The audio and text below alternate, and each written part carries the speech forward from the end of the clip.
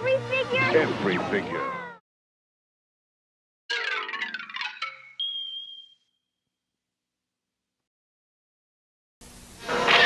Star Wars. You and your children loved it.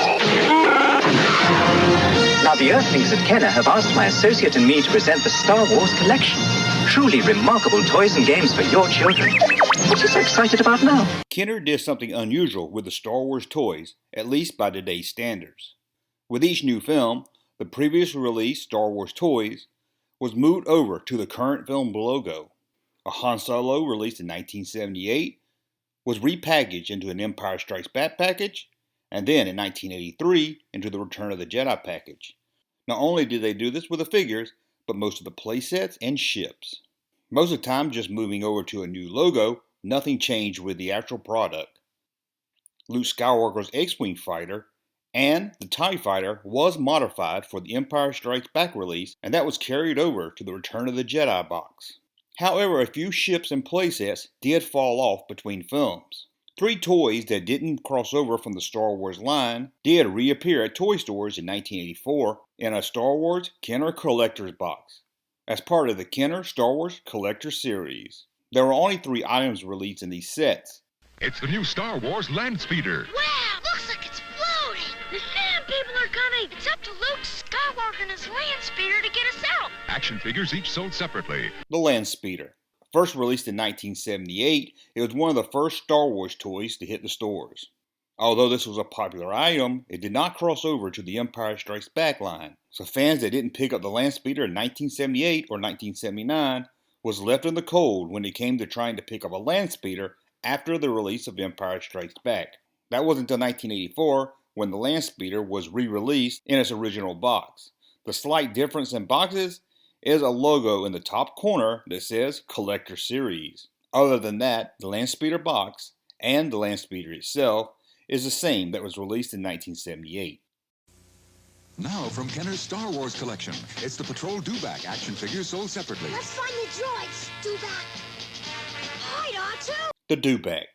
Probably not as popular as the Land Speeder toy, the dewback was a fun toy for 1978 that did not cross over to the Empire Strikes Back line or any other release. Like the Land Speeder, kids who didn't get it in 1978 or 1979 was left out. But also like the Land Speeder, the dewback was released in 1984 as part of the Collector Series. And like the Land Speeder, the package to the dewback is the same as the 1978 release, except for the Collector Series logo at the top. And the dewback inside is identical to the 1978 release. From Kenner's Star Wars collection, the new Darth Vader TIE Fighter. Careful, Luke. We've got company. X-Wing fighter and action figure sold separately. Batteries not included. Darth Vader's TIE Fighter. Probably the most surprising ship that didn't cross over to the Empire Strikes Back or Return of the Jedi logo was Darth Vader's TIE Fighter, as this was only released under the Star Wars logo.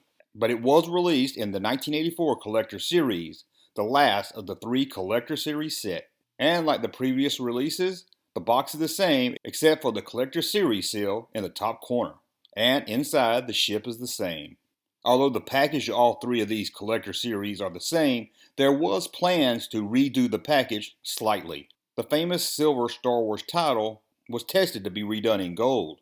However, this never got past the concept stage, probably because it was cheaper just to release the box as it was and stamp it with a collector seal. Although it also would have been cheaper just to slap a Collector Series sticker on the box, these are printed on the box art. These were released in 1984.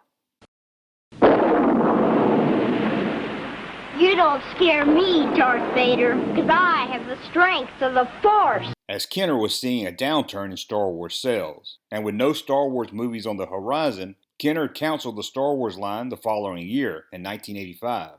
As for their value today, they're worth slightly less than the original boxes, but still hold a lot of value on the secondary market. But that's a look at the Star Wars Kenner 1984 Collector Series. Thank you for watching. As always, please thumb up my video and subscribe to the channel, and we'll be back again very soon. Every figure? Every figure. Look for the Star Wars collector's coins in your neighborhood. Thank you, sir, for that unsolicited testimony.